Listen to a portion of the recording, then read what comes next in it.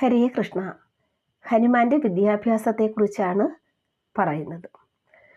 കഴിഞ്ഞ പ്രാവശ്യം പറഞ്ഞു നിർത്തിയത് എനിക്ക് പൂർണ്ണ സമ്മതം തന്നെയെന്നാണ് കാട്ടാളൻ പറഞ്ഞത്. അതിന് ഞാൻ ഇപ്പോഴും തയ്യാറുമാണ്. പക്ഷേ ജയപരാജയങ്ങൾ പ്രഖ്യാപിക്കുന്നതിന് ഒരാൾ കൂടി വേണമെന്നാണ് എൻ്റെ അഭിപ്രായം. ഇതാണ് പറഞ്ഞു നിർത്തിയത്. അതിനെന്താ, അഞ്ജന ഇതാ ഇവിടെ തന്നെ നിൽപ്പുണ്ടല്ലോ. കേസരിയുടെ പറച്ചിൽ കേട്ട് കാട്ടാളൻ ചിരിച്ചു. എന്തിനാണ് നിങ്ങൾ ഇങ്ങനെ ചിരിച്ചത്?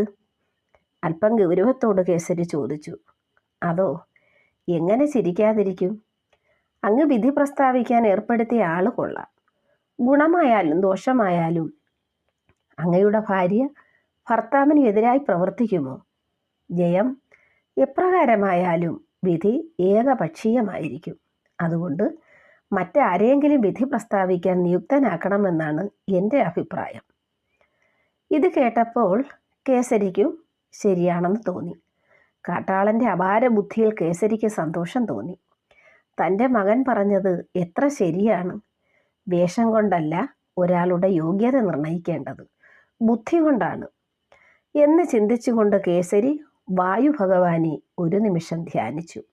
അപ്പോഴേക്കും ശക്തമായൊരു കാറ്റ് വീശി. പെട്ടെന്ന് വായുദേവൻ അവിടെ പ്രത്യക്ഷപ്പെട്ടു. വായുദേവ, ഞാനും ഈ കാട്ടാളനും തമ്മിൽ ഒരു ശക്തി പരീക്ഷണത്തിന് ഒരുങ്ങുകയാണ്. ഞങ്ങളിൽ ശക്തൻ ആരാണെന്ന് അങ്ങ് തന്നെ തീരുമാനിക്കണം. ഓ, അതിനെന്താ? ഉടൻ തന്നെ കേസരി തൻ്റെ ശക്തി സംഭരിച്ചു മുകളിൽ ചാടിപ്പൊങ്ങി 1-2 തവണ അന്തരീക്ഷത്തിൽ കരണം മറഞ്ഞു. പിന്നെ മുഷ്ടികൾ ചുരുട്ടിക്കൊണ്ട് കാട്ടാളൻ്റെ നേർക്ക് പാഞ്ഞെത്തി അയാളുടെ മാറിൽ ആഞ്ഞു പ്രഹരിച്ചു. പ്രഹരമേറ്റ കാട്ടാളൻ ദൂരെ തെറിച്ചു വീണു. അഞ്ജന അത് കണ്ട് സന്തുഷ്ടയായി.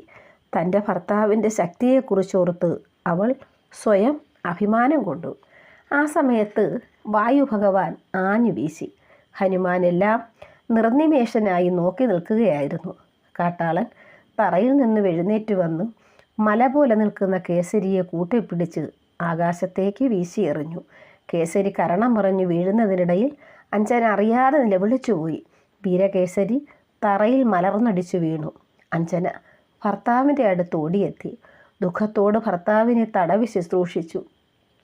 ആ വീഴ്ചയിൽ നിന്ന് കേസരിക്ക് അനങ്ങുവാനോ ഒന്നും ഉരിയാടുവാനോ കഴിഞ്ഞില്ല. എങ്കിലും അഞ്ജനയുടെ ദുഃഖം കണ്ട് കേസരി ആംഗ്യത്തിലൂടെ അവളെ ആശ്വസിപ്പിച്ചു. ഹരേ കൃഷ്ണ. ഇതിൻ്റെ ബാക്കി ഭാഗം അടുത്തത്.